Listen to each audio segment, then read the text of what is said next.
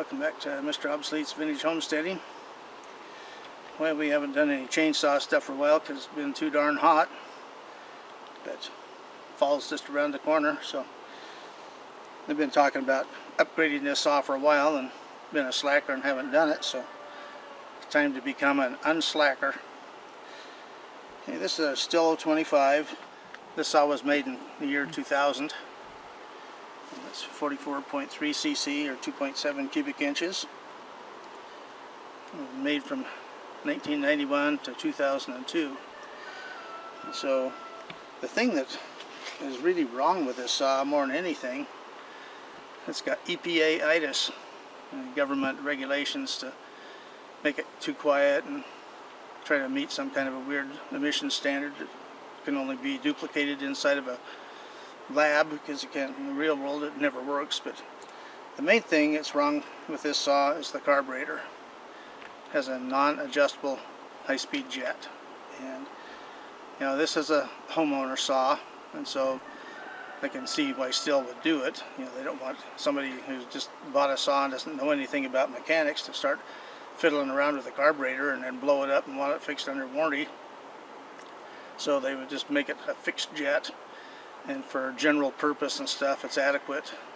The drawbacks to it, though, on a hot day it runs lean, and these have a propensity for burning up the piston and the cylinder in hot weather. And also when you get into altitude, you can't adjust the carburetor to compensate for the thinner atmosphere. So there again, another burned up top end. But in the general use that they're designed for and stuff, they've done fairly well. They made them for a long time, obviously. So the thing that the early ones had was a carburetor with an adjustable main jet as well as a low-speed jet. And so this is off an early model. It's a new old stock, so we're going to put that on here. And so this saw is laid out pretty good. The later Stihls really cheesed them out, but this thing isn't too bad. So this comes right off. The air filter's right here, so take that off.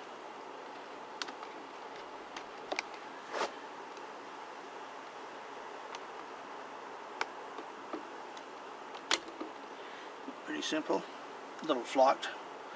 I would prefer a foam filter, but one thing that several people had mentioned on these, buying a Chizo aftermarket Chinese duplicate here, it's not exactly correct. It's too big and the top cover won't fit down, so don't buy them. Anyway, well, we got a couple little 8mm nuts here.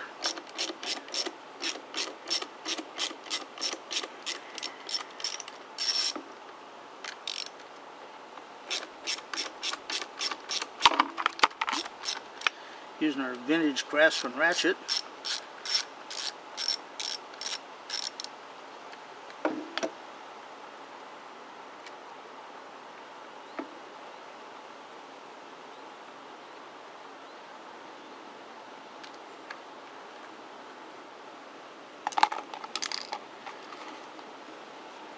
Just talk briefly about tools. So this was someone gave it to me a long time ago, but the extension here, you can see, has knurling on it.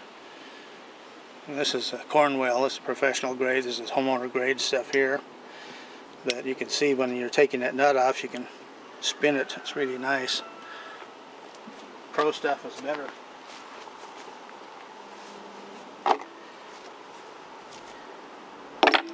So this is really easy to get to here. This is another thing here. This hole here is for adjusting the low-speed jet. The high speed's blanked off since it doesn't have an adjustable, and this hole down here is for your idle. So we'll just come through the back side with a drill and drill that out, which will be simple as can be.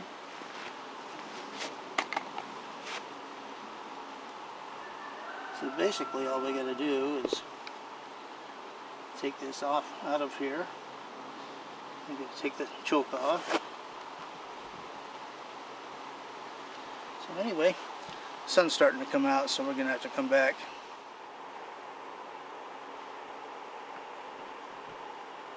Okay, well, this saw is pretty well laid out. Now, this saw was pretty well thought out, but anyway, to take the throttle linkage off, you just pull the throttle on and linkage just pops right out of here, like that.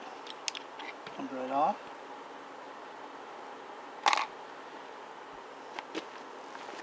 And over here,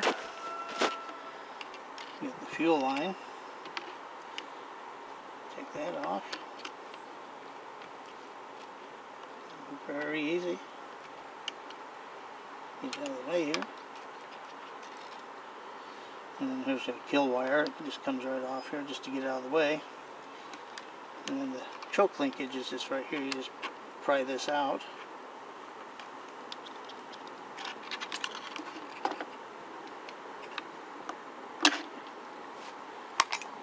So, there, and the carburetor just comes right off. Like I say, you can see right here where it's blanked off for the high-speed jet.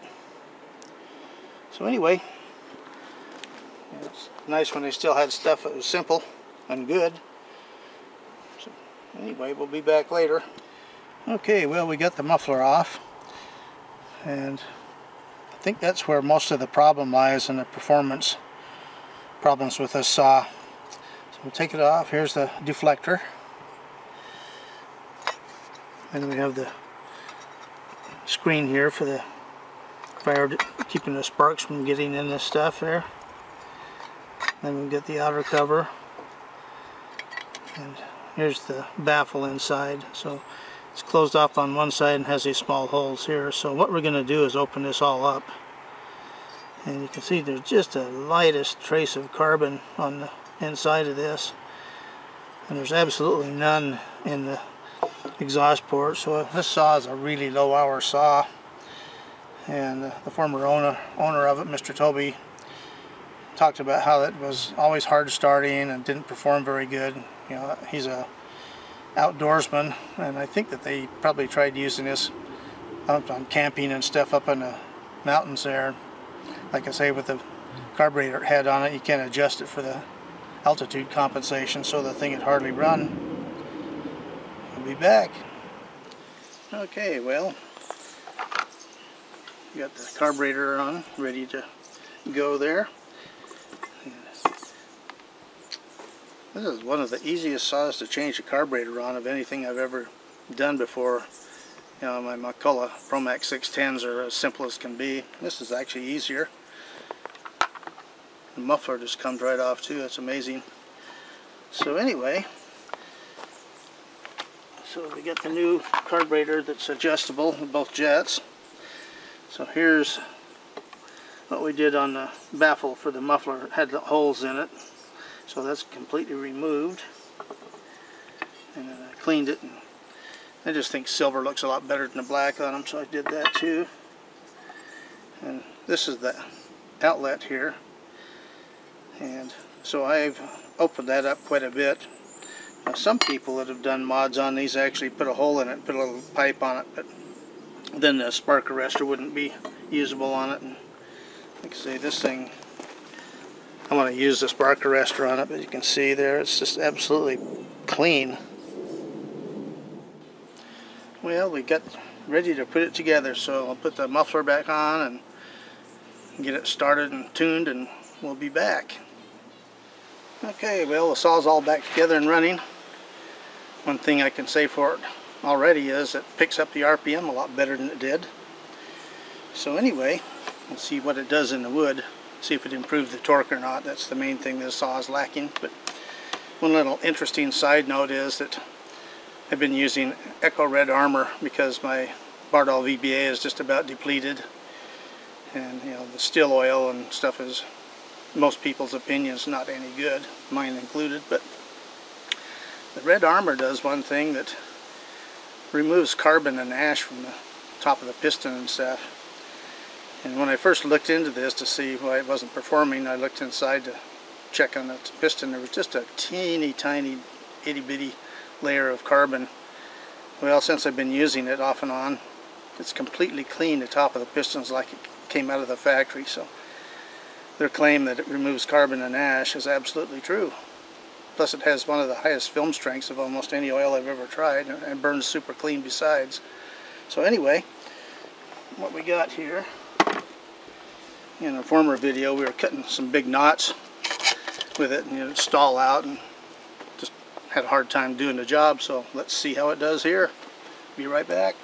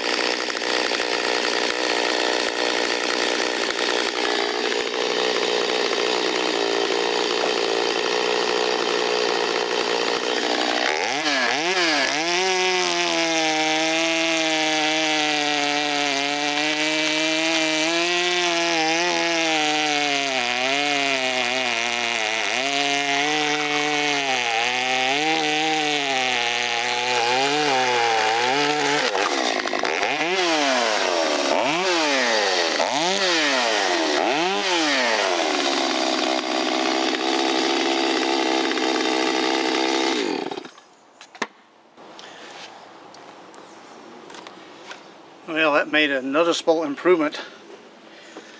Cut right through this big, heavy, hard knot.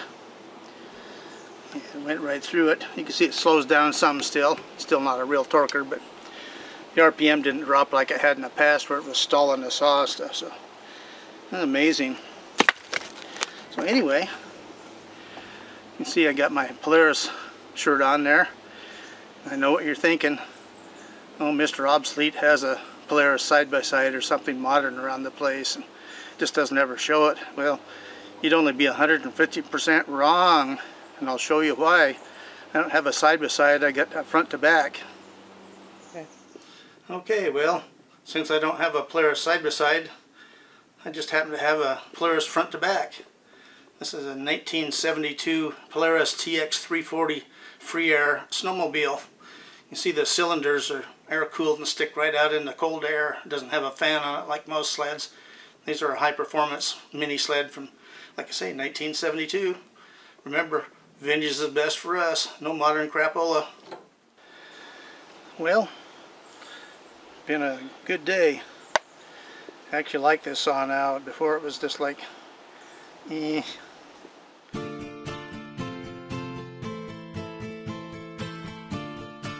Jamendo.com.